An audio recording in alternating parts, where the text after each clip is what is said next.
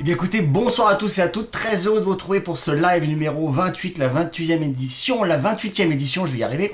On est 1350 sur YouTube, 12 420 il y a 2-3 jours, et là je vois qu'on est à 12 436, c'est super sympa de me suivre, c'est super sympa d'avoir partagé aujourd'hui la petite publicité. On est plus nombreux, je vois qu'on est 280 déjà en ligne, c'est super sympa, les lives grossissent, vous êtes plus en plus nombreux à me suivre. Je vois qu'il y a toujours des gens de Suisse, des gens de Belgique. Qu'est-ce qu'il va y avoir cette semaine au programme? Il va y avoir Hugo, alors j'ai vu qu'il y avait des fans déjà quand je l'ai annoncé, un manager au bar, voilà, vous allez voir, il va vous raconter des trucs, des anecdotes, plein de choses, il va même vous dire où vous allez pouvoir le retrouver cet été, on croise les doigts. Il va y avoir aussi toujours une petite publicité Club Med pour vous faire partager des clins d'œil d'anciennes publicités de clubs que vous avez peut-être pas forcément vu. Il va y avoir le livre de Karine, le deuxième livre qu'elle va nous proposer. Je vais vous parler un peu de cette rubrique, pourquoi je l'ai créée, parce qu'il y a certains qui se sont dit mais pourquoi on parle de livres, des choses comme ça, vous allez voir. Il y en a peut-être déjà qui ont déjà lu le livre précédent.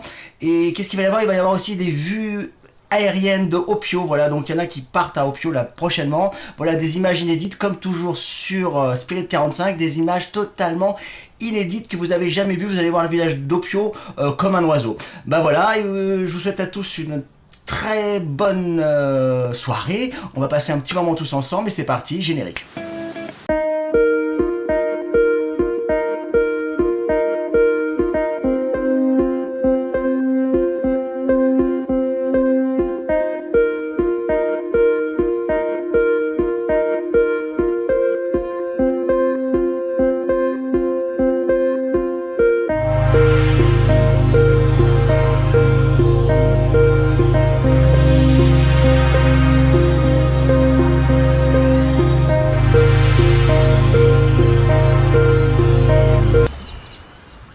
Alors je vois qu'il raconte et qu'il commence à tacler. Ouais, c'est beau chez moi, c'est mon nouveau salon, c'est avec les abonnements membres VIP de Spirit 45 que je me suis acheté une petite maison au bord de la mer, c'est assez sympa. Bah écoutez, tiens, je vois quelqu'un qui dit Lacoste fait des polos 45. Oui, bien sûr, Lacoste fait des polos 45. Je vous dirai d'ailleurs si ça vous intéresse comment vous les procurer. Voilà, on se les procure en village et il y a un autre moyen aussi sur le site de Lacoste. À un moment donné, c'était possible de les faire.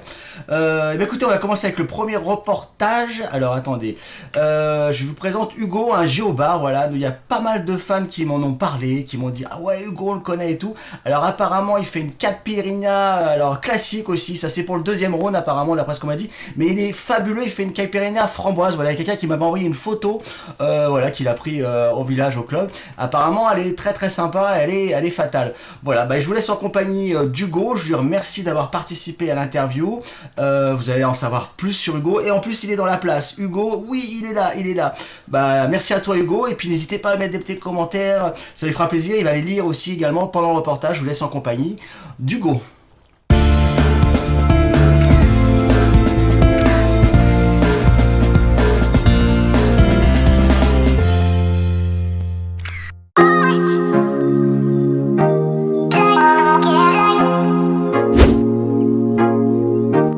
Je suis bar manager, c'est-à-dire qu'en gros, je suis responsable du bar. Je m'occupe donc, j'ai mon équipe avec moi.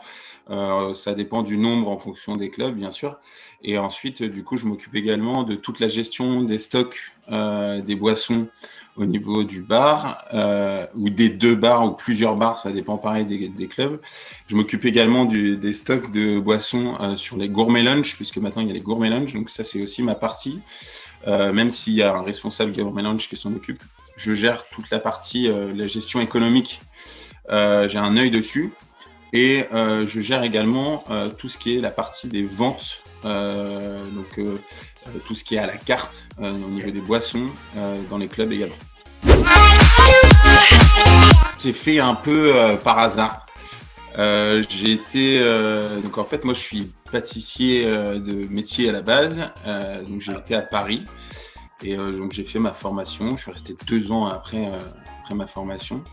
Et puis j'en ai eu un peu marre et je me suis dit tiens pourquoi pas tenter. J'étais sur un salon de rencontres de métiers, donc j'ai découvert cette entreprise que je connaissais un peu. Je me suis dit pourquoi pas. J'ai posé mon CV et puis je me dis ouais je vais faire une saison pour découvrir. Et puis maintenant ça fait 6 ans que je suis au club. C'est Grégory Mano. C'est un village extraordinaire. Après, voilà, moi, j'ai quand même Val Thorens l'hiver qui est juste dingue. Mais sur l'hiver, enfin, en espérant pareil, on croise les doigts pour qu'il ouvre, mais la Rosière, je pense que déjà pas ouvert, il est top, mais alors ouvert, je pense que ça va être extraordinaire. Et qu'on a gagné la Coupe du Monde et que Guy Stéphane était là, c'était extraordinaire. Il y a des moments comme moi, franchement, alors ça va être un visuel. C'est l'arrivée quand t'arrives à Grégo, que t'as cette arrivée comme ça. C'était le premier village que je faisais un peu sorti de la France, et que tu arrives dans ce village qui est juste sublime, cette vue incroyable. C'est vrai que c'est des moments magiques. Et après, au club, t'as plein de moments qui sont même sans forcément par le club. Mais le fait de pouvoir voyager et de faire des choses que tu n'aurais peut-être pas fait dans ta vie normale, faire du parapente, faire du parachute ascensionnel dans des pays autres, c'est vrai que c'est extraordinaire. Aux Arcs Panorama, j'ai même eu la chance, on a eu la chance d'avoir Vianney qui est venu faire le concert d'ouverture.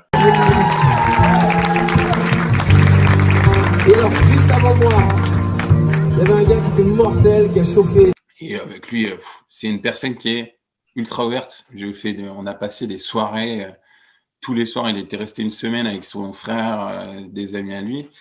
Et on a passé une semaine à faire des soirées tous les soirs en mode guitare, ça chante, ça fait des petits medleys. C'était vraiment cool. Ça, c'était, je pense, un très beau, un des souvenirs parmi les autres. Ah bah si, galère du jour, moi j'en ai eu une, un truc c'était, encore une fois, c'est Grégo.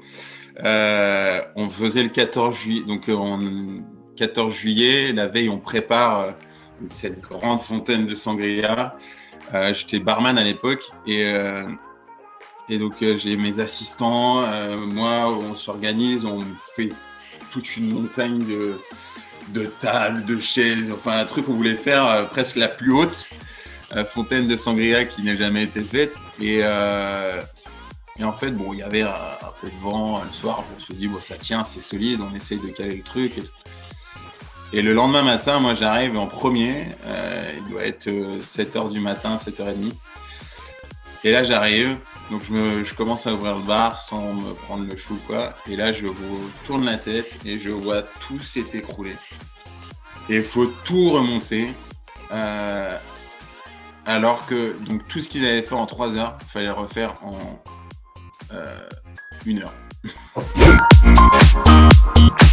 Ouais, moi j'en ai plein, mais après je dirais pour pas aller dans les clichés, mais toujours les mêmes, je vais dire l'épaule.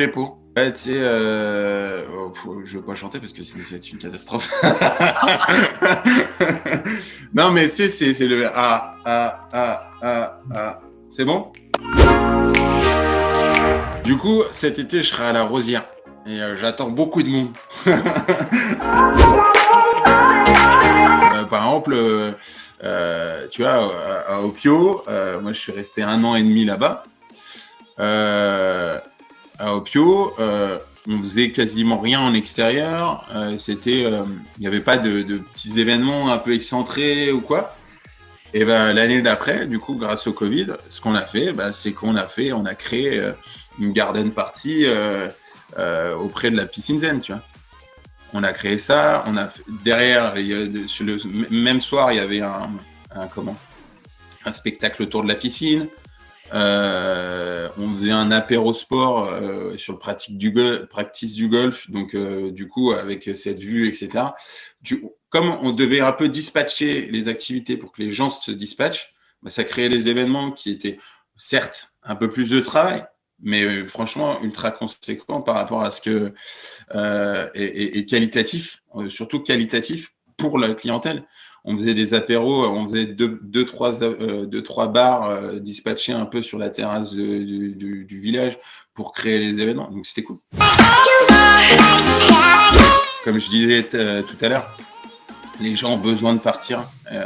Nous, on a besoin de voir des gens. Les gens ont besoin de partir.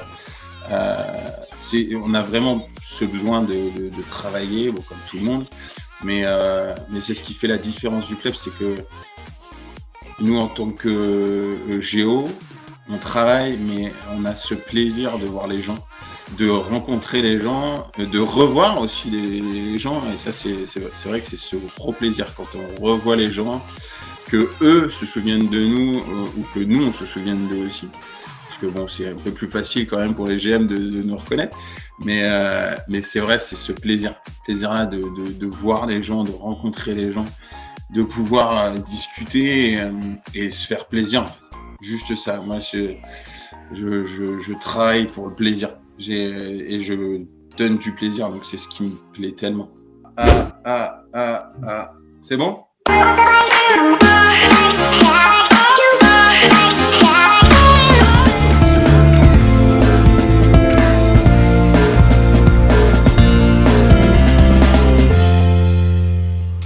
Super, merci encore une fois à Hugo d'avoir joué le jeu de l'interview. Si vous avez des géos dans vos connaissances qui aimeraient faire des interviews, n'hésitez pas à les contacter, à m'envoyer les liens pour que je fasse des interviews avec eux. Ça intéresse tout le monde et j'ai vu qu'il y a pas mal de gens qui connaissaient Hugo, qui étaient contents de le revoir et voilà. Donc il sera à la Rosière et évidemment le chef de village sera Pierre-Jean et je pense que les villages France cet été vont ouvrir. Écoutez, je vais continuer avec une petite pub. J'aime bien toujours vous glisser une petite pub inédite qu'on a oubliée. Alors c'est une pub qui est passée dans les années 97 exactement. Il y a peut-être qui l'avaient vu à la télé ou qu'ils l'ont pas vu, je sais pas, mais voilà, j'ai envie de la partager avec vous parce que je la trouvais très très marrante.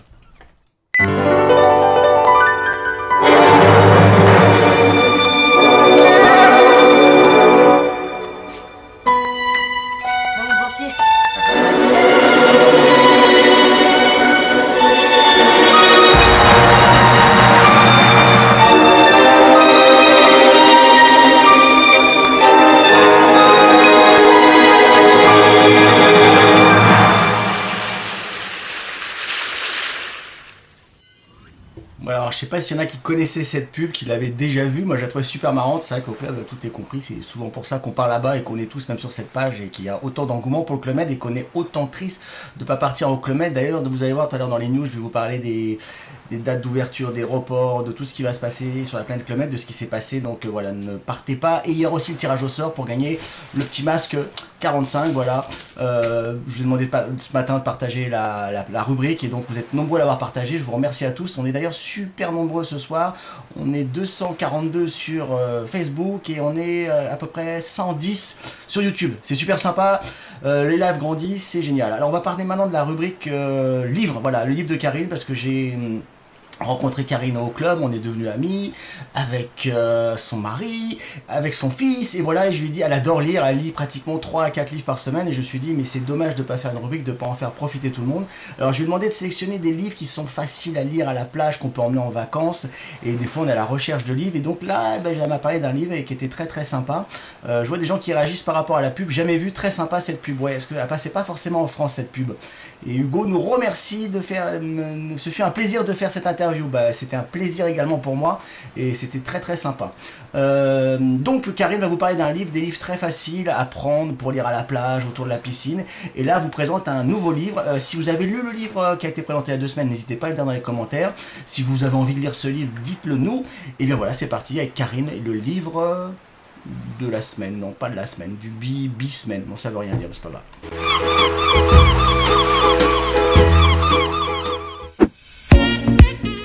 Bonjour. La petite fille du phare de Christophe Ferré. L'histoire se déroule en Bretagne, sur la côte de Granit-Rose. Morgane et son mari décident de passer une soirée ensemble, en laissant la garde de leur petite fille Gaëlla à leur fils adolescent de 14 ans Arthur.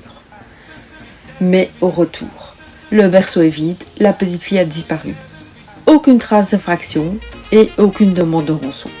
C'est alors qu'un véritable enfer commence pour les parents, car la police fouille leur passé, et leur passé présente de nombreuses zones d'ombre. Et bientôt, c'est Morgane, la maman de la petite fille, qui est suspectée à son tour. C'est un thriller incroyable, il nous tient en haleine du début à la fin. Une fois que vous l'avez commencé, il est impossible de le lâcher.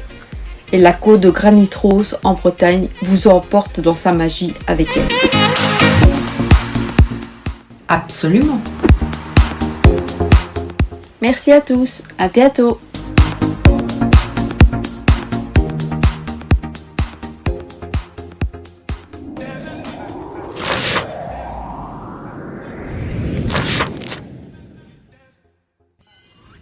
Voilà, merci Karine, n'hésitez pas à dire si ça vous donner envie de lire ce livre, voilà, n'hésitez pas à le mettre dans les commentaires, et si vous avez lu les précédents livres, n'hésitez pas aussi à nous le dire.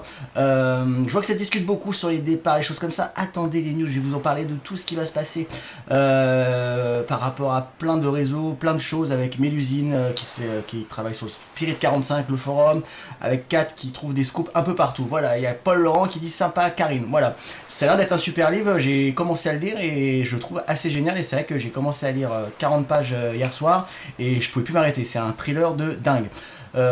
Comme je dis toujours aussi dans les vidéos, il n'y a aucun placement commercial, je ne suis pas lié à la société d'édition qui sort le livre, rien du tout, on présente le livre parce qu'on a juste envie de le présenter. Et bien on va vous emmener maintenant à Opio, voilà, on va tel un oiseau avec des images inédites que personne a jamais vues. Et bien c'est parti, Opio, je sais qu'il y en a qui vont partir, j'ai vu des personnes qui allaient peut-être partir même mi-mai à Opio. Il y a Christine PNL qui dit super idée le livre. Voilà, il y a pas mal de gens qui parlent du livre, qui réagissent par rapport au livre. Guy Vandiès m'a dit j'adore les histoires qui se passent en Bretagne. Bah voilà, Guy, et ben grâce à Karine, tu viens de découvrir un livre, c'est assez génial. Et ben c'est parti, je vous emmène à Opio. Allez, on s'envole juste au-dessus d'Opio.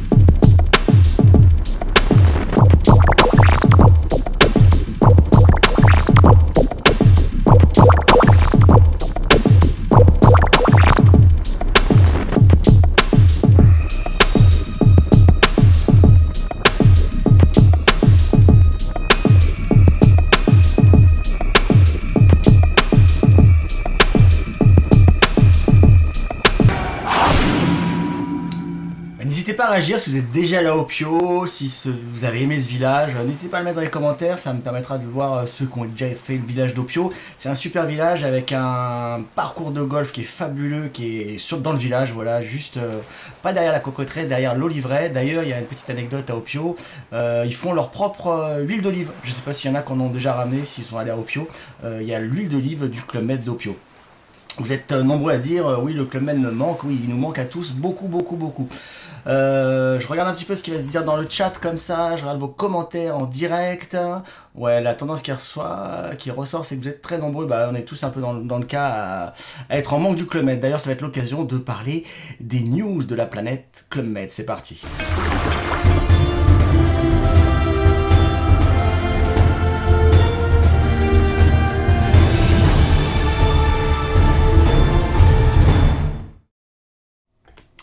Alors, les news de la planète du Club Med. Tiens, il y a Martin Foucault qui nous avait fait un super reportage à Cancun avec Olivier Sanchez, salut, qui est au Québec, un ami canadien.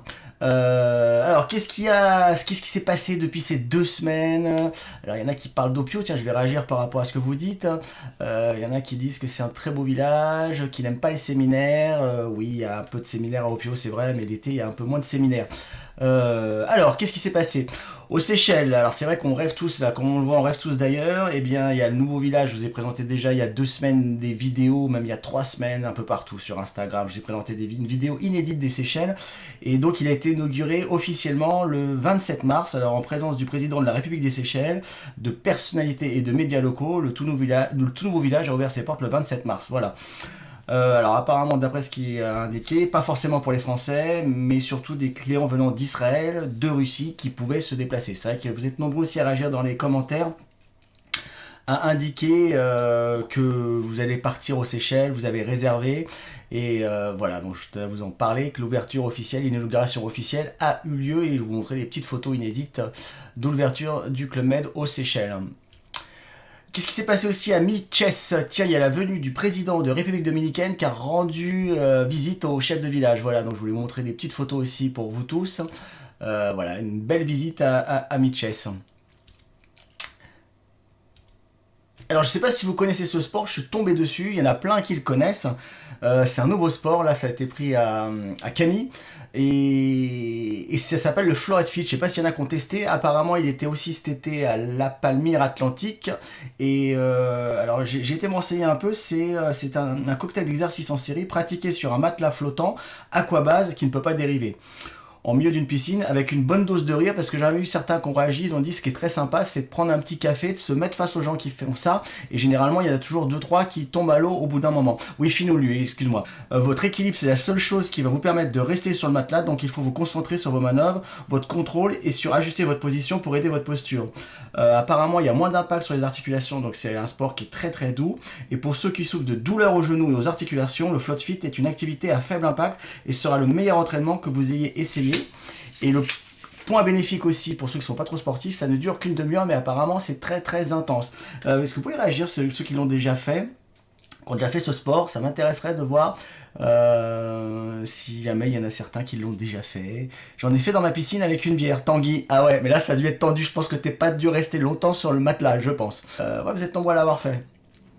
Alors, Nathalie Boulet qui dit oui, c'est comme du sup yoga, plus de challenge dans la mer. Ah oui, j'imagine dans la mer, ça doit être tendu. Moi, je pense que je tiens 3 minutes là-dessus, même pas, peut-être 30 secondes.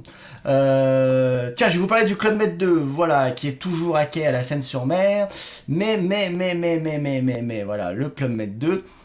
Il y a Patrick Calvet qui est le responsable de tous les exclusives collections qui a mis un petit message: le Club Med 2 bientôt sur les flots, en juin le bateau sera prêt à partir sur une nouvelle croisière cap sur la Méditerranée. Voilà, donc c'est une très bonne nouvelle, on espère que ça va se faire. Normalement la date de départ pour la première croisière vers l'Israël a lieu le 13 juin. Le chef de village, je vous le présente, mais peut-être que certains savent déjà quel est le chef de village, mais ça permet à ceux qui ne le savaient pas de faire sa connaissance. Il s'appelle Hugo Sicogna, voilà, c'est le chef de village du Club Med 2, qui est dessus le Club Med 2 depuis pratiquement déjà presque 3 mois. Voilà. Et il y a eu des travaux sur le Club Med 2, il est resté à quai, mais ils ont fait quand même un certain nombre de choses. Et je vais vous montrer les photos des travaux. Donc voilà, ils ont refait toute la partie bar, le bar supérieur, hein, pas le bar qui est près de la piscine, le bar qui est juste en haut, voilà, ils l'ont un peu refait. Ils ont agrémenté avec des nouveaux fauteuils, des choses comme ça. Ils ont refait la réception aussi, voilà, ceux qui connaissent le Club Med 2 reconnaissent la réception qui est un peu refaite. Ils ont repensé tous les pontons en teck, voilà, et tout repeint, donc il doit être flamboyant neuf. Qu'est-ce qu'ils ont fait d'autre? Ils ont refait aussi la salle de spectacle, voilà, il y a eu pas mal de travaux qui est fait, voilà, il est resté à quai, mais il y a eu des choses de faites sur le bateau. Et ils ont refait tous les systèmes d'aération, voilà, donc je pense que c'est en prévision aussi peut-être du Covid pour avoir des aérations ultra puissantes et qui filtrent bien sur le bateau. Voilà, j'espère, je croise les doigts. Il y en a qui disent il partira jamais pour le 13 juin. Je ne sais pas, on ne sait pas, on peut rien dire, j'ai pas de boussole. La date est toujours prévue au 13 juin 2021. Voilà. Une petite info que j'ai vue aussi par rapport au site. Ah, tiens, c'est marrant, il y a quelque chose qui a changé au niveau de la montagne et des VTT électriques. C'était une activité qui était inclue avant. Et là, depuis cette saison, c'est-à-dire qu'elle est inclue dans les villages souvent à partir des 4 tridents, donc c'est plutôt du Arc Panorama, de ces villages-là, et bien le VTT électrique n'est plus inclus. Voilà, j'ai regardé les conditions sur le site Club Med en fait, et donc il y a une initiation qui est offerte, et après le VTT électrique est une activité à la carte. Donc je pense qu'il y en a certains qui vont être un peu déçus. Alors c'est vrai que l'activité vélo au Club Med est quand même assez complexe. Je ne sais pas si vous avez déjà fait des villages montagne. Le premier soir, vous n'allez pas forcément réserver. Le deuxième soir, vous voyez qu'il y a la queue. Il y a souvent moins de vélos. C'est sûr qu'ils ne vont pas mettre 500 vélos, un vélo par GM. Donc des fois, il faut faire la queue. Et donc, généralement, l'inscription, c'est vers 5h, entre 5h et 6h. Et quand vous voyez la semaine avancer de plus en plus, et arriver à 5h, si le rendez-vous est à 5h, à 4h30, il y a déjà des gens qui sont en train de camper avec leurs chaises pour réserver le vélo. Et plus la semaine avance, plus c'est compliqué. Donc c'est peut-être la raison pour laquelle le VTT électrique, tiens, Marc van der Merch, j'espère que je prononce bien ton mot, je ne l'écorche pas, qui dit zut, voilà, donc le VTT électrique, c'est vrai que n'hésitez pas à mettre votre réaction. Et je pense qu'il y en a qui vont arriver en village, qui vont être surpris, qui vont dire ah tiens, je vais faire une sortie en VTT, et on va leur dire bah non, les VTT ne sont plus inclus, il y a juste une initiation. Voilà, c'est un petit changement au niveau de la montagne pour ceux qui aiment le VTT. Tout le monde ne fait pas le VTT, heureusement. Alors j'ai posé une petite question sur Instagram aussi, j'aime bien faire des petits sondages et je remercie, vous êtes 874 personnes à répondre à ce sondage et la question que je vous posais c'est depuis combien de temps tu n'es pas allé au Club Med? Pour voir un peu la tendance, alors vous pouvez répondre, vous allez voir si vous vous retrouvez dans la moyenne.